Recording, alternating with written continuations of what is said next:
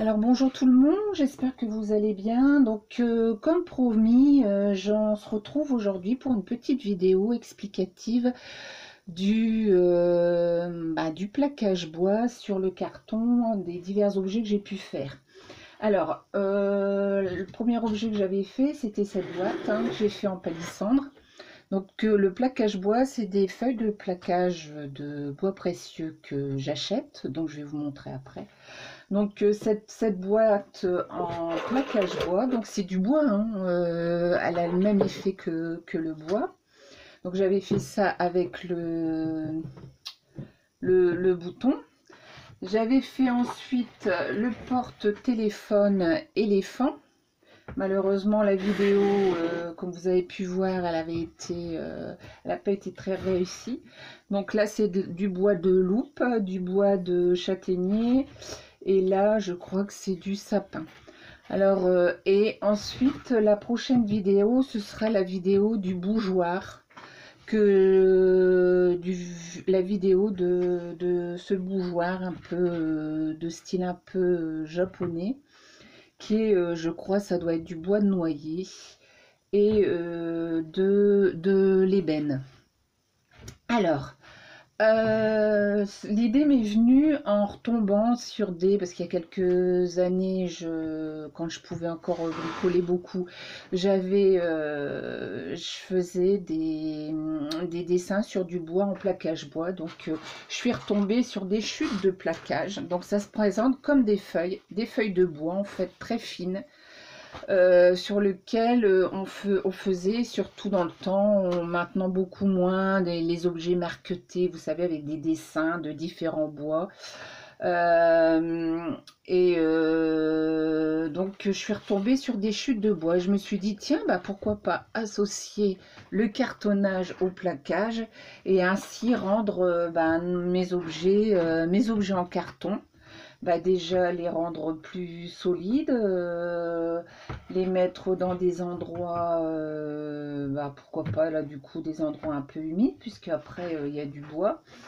Et je me suis dit, bah voilà, c'est joli. Donc comme j'aime le bois, je me suis dit, bah voilà, comme je peux plus faire autre chose qu'un peu de bricolage comme ça, je me suis dit, bah voilà, je retrouve un peu mes plaisirs de l'époque. Alors, le plaquage bois, comme je vous ai dit, c'était des feuilles. Alors, ce sont des feuilles. Alors, on en trouve à tout prix, toute grandeur, en rouleau. De toute façon, le plaquage bois, que je vous explique, la plupart des meubles que vous achetez maintenant, tout est fait en plaquage bois. Donc, quand vous achetez un meuble que vous croyez un meuble où il est marqué noyer ou autre bois qui pourrait être cher, si vous regardez bien, vous allez voir dans les grandes enseignes de magasins de meubles, vous verrez qu'en fait, si vous regardez bien l'étiquette, il sera marqué plaquage bois sur bois. C'est-à-dire qu'en dessous, ce sera du bois, ou même parfois de l'aggloméré ou du panneau pressé que les constructeurs viennent recouvrir de bois pour vous donner l'impression d'avoir des meubles massifs en bois précieux. Donc, il y a une personne qui m'a demandé si ça se trouvait facilement. Bah oui, ça se trouve facilement, vous pouvez en trouver facilement. Moi, j'avais acheté des lots, je les avais trouvés il y a une époque, toutes ces feuilles-là, je les avais trouvées sur eBay. Donc, j'avais pas acheté des grandes feuilles. Alors, un conseil, le plaquage bois se découpe pour faire des raccords, il est préférable d'acheter des morceaux plutôt moins larges que long.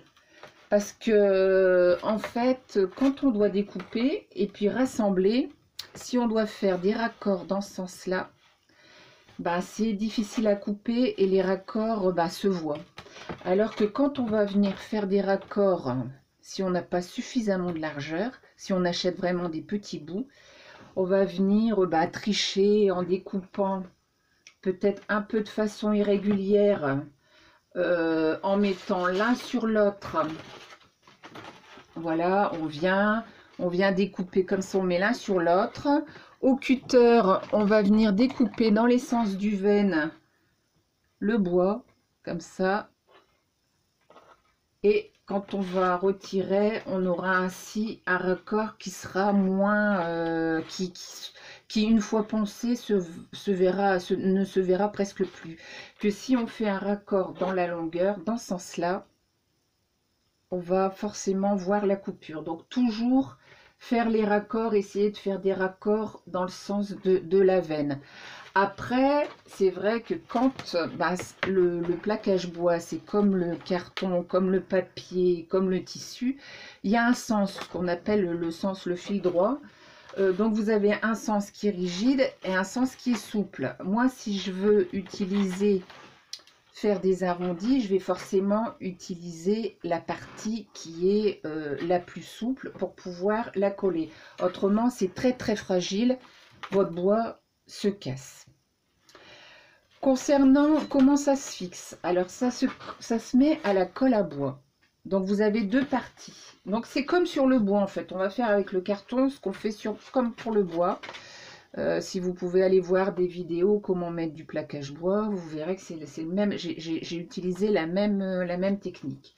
Donc on va mettre uniformément et bien partout de la colle à bois qu'on va bien mettre au rouleau pour bien étaler. On va faire la même chose sur la partie du carton et on va laisser sécher. Mais quand je dis sécher, c'est très bien séché parce que le plaquage ne supporte pas l'humidité. Donc quand vous allez le repasser, vous risquez d'avoir des boursouflures qui se font. Donc c'est pour ça que c'est aussi important de mettre de la colle, mais vraiment partout, partout, partout.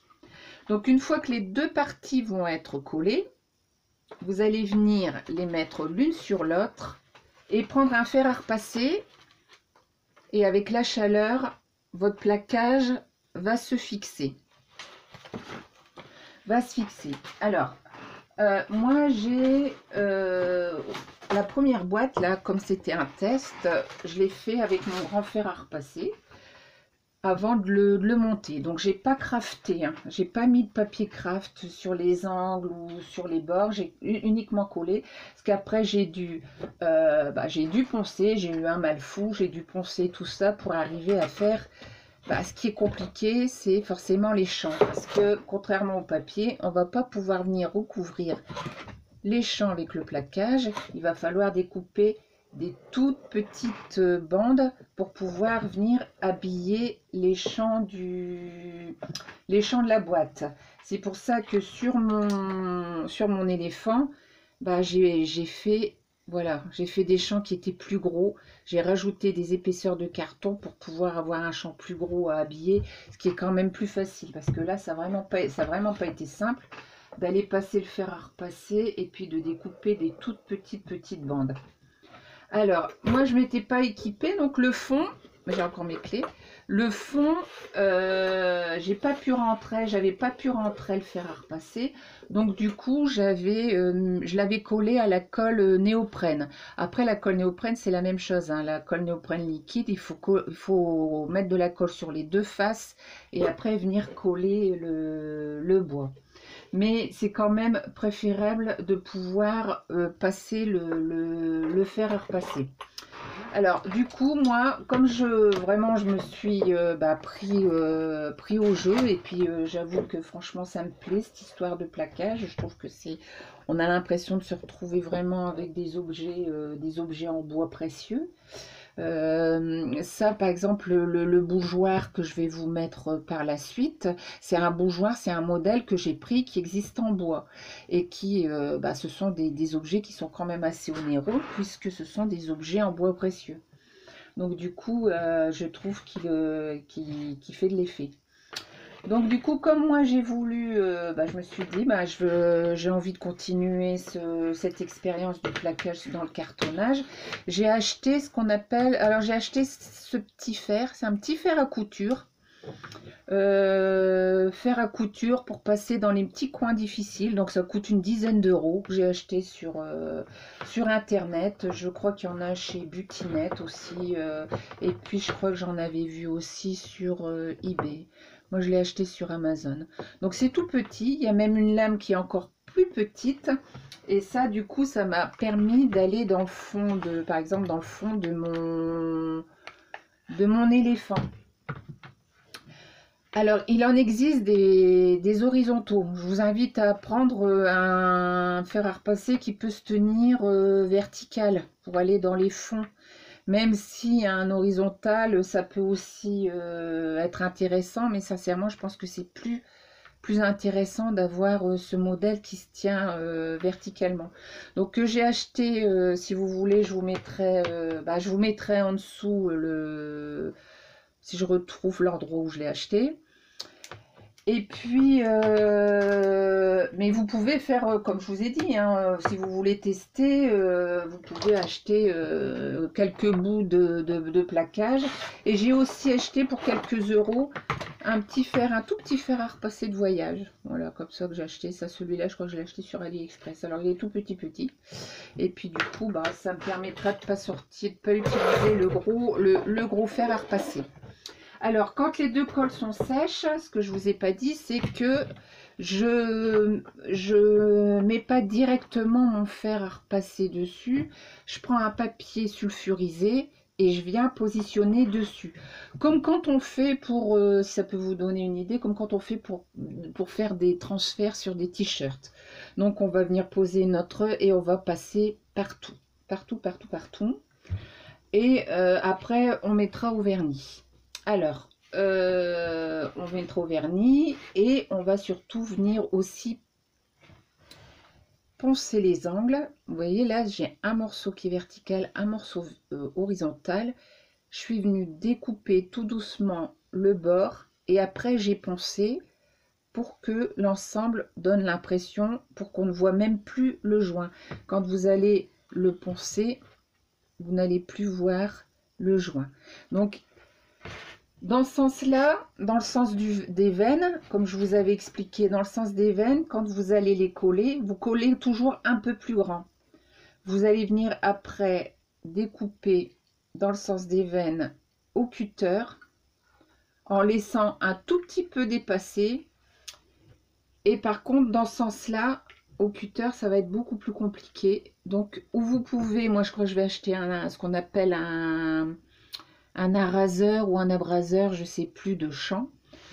Donc là, moi, je le découpe avec une petite paire de ciseaux tout doucement pour éviter de le casser. Il faut surtout que ça soit bien collé.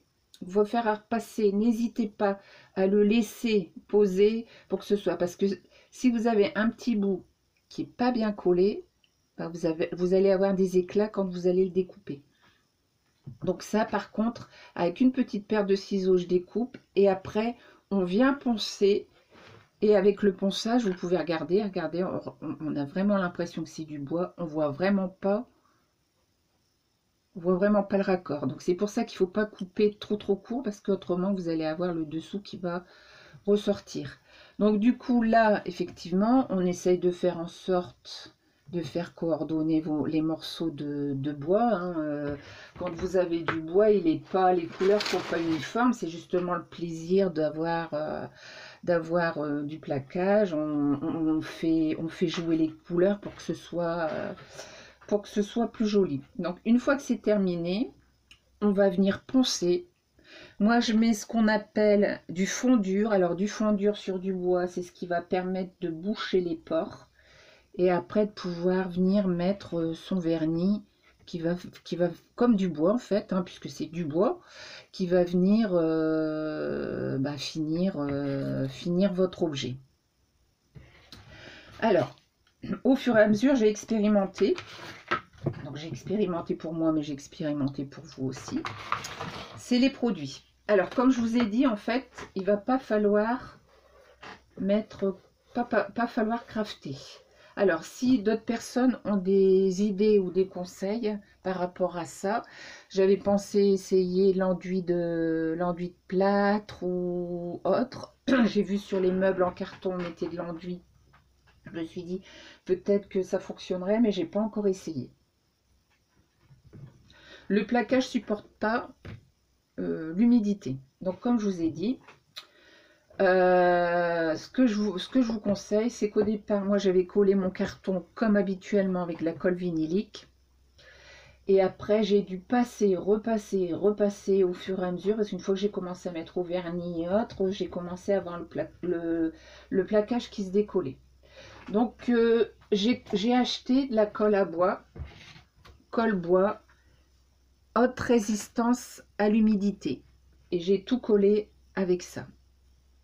Donc, j'ai même collé mon carton, mes couches de carton. Là, comme il y a plusieurs couches de carton, j'ai pris par précaution, j'ai mis de la colle bois haute résistance. Après, pour le vernis, bah, j'ai eu un souci avec celui-là parce que j'aime pas trop les produits White Spirit. J'avais du vernis à l'eau.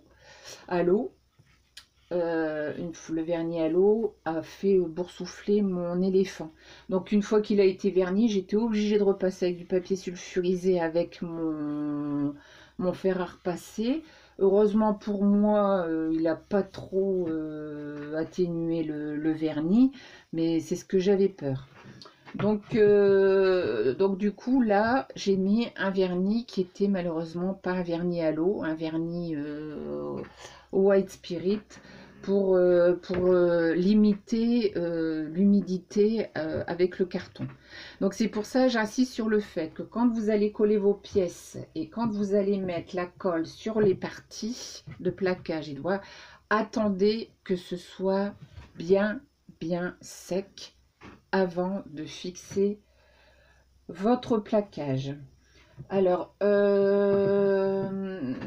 les plaquages, c'est ce que je vous disais. Donc moi j'en ai trouvé. Là, je vous invite à pas dépenser une fortune, surtout si c'est pour commencer à tester. Donc vous pouvez acheter des petits morceaux, des petites chutes. Moi là, j'ai acheté, je voulais du noyer, j'ai envie de me faire un sac à main en bois. Donc on verra après. Donc j'ai acheté du noyer que je trouve pas mal du tout sur AliExpress, qui est collé sur du papier. Le problème c'est qu'il est très fin. Mais c'est vraiment très fin. Mais je trouve ça pas mal parce que du coup il est vraiment très souple. Je peux en faire ce que je veux dans n'importe quel sens. Donc je pense que ça va être très sympa parce que celui-là du coup il est beaucoup moins épais et beaucoup plus souple, ce qui fait que je peux le plier dans tous les sens comme une feuille de papier. Mais ce qu'il y a, c'est qu'il est vraiment très là vous n'arrivez pas à voir, mais il est vraiment très fin comme une feuille de papier, ce qui fait qu'on voit à travers. Et je sais pas ce que ça va donner, je l'ai pas encore utilisé. Mais alors là, franchement, quand je l'ai vu arriver, je me suis dit, c'est vrai qu'il est vraiment pas très épais. J'ai trouvé ça super. Je me suis dit, bah, pour le cartonnage, je pense que c'est encore, c'est même génial parce que on n'a même pas à s'embêter à savoir dans quel sens on va venir coller et découper notre plaquage. Donc j'avoue que bah, je vais voir quand je l'aurai utilisé, si ça me plaît, je crois que je vais en recommander un rouleau. Par contre je sais pas, parce que c'était pas stipulé que c'était collé sur du papier. Et je sais pas comment ça s'appelle. Mais ça je trouve ça, quand je l'ai vu arriver, je me suis dit oh là là, qu'est-ce que c'est que ça? Et en fait en regardant je me suis dit mais c'est génial, on dirait du papier et en fait c'est du bois. Voilà, autrement j'en ai racheté qui est un peu épais comme celui-là et puis rigide. Donc on verra bien. Ça franchement, je vous donnerai vite des nouvelles, j'espère, avec ce type de papier de bois, je vais appeler ça. Alors voilà, donc concernant le bougeoir, où est-ce que j'ai mis mon bougeoir? Il est là, parce que j'ai une coupure, donc je reviens. Alors, concernant le petit bougeoir, bah, ce sera la prochaine vidéo, donc comme d'habitude. Hein. Je vais vous mettre en image par contre parce que j'ai des soucis. Et puis là, comme j'ai des problèmes avec les mains, filmer en même temps que je fais, comme c'est beaucoup plus long et beaucoup plus difficile avec les mains, je vais vous la mettre, je vais mettre les vidéos pour pas avoir le même souci qu'avec l'éléphant. Je vais vous faire une petite vidéo en photo. Et puis je vous mettrai aussi jusqu'au bout avec le plaquage bois. Alors ce sera peut-être une ou deux, on verra en fonction de la longueur. Donc le petit bougeoir, ce sera donc du coup avec le gabarit. Je vous mettrai le prochain tuto du bougeoir. Voilà, donc c'était la petite vidéo sur le plaquage bois. Donc comment transformer nos petits cartonnages en objets précieux. Donc on se retrouve très très vite. J'espère vous avoir apporté de nouvelles envies et puis des informations sur le plaquage, hein. Bien que je ne suis pas ébéniste et qu'il y a peut-être des gens qui pourront me compléter les explications que je vous ai données. Donc je vous retrouve à très bientôt. Je vous dis ciao ciao et puis bon week-end. À bientôt.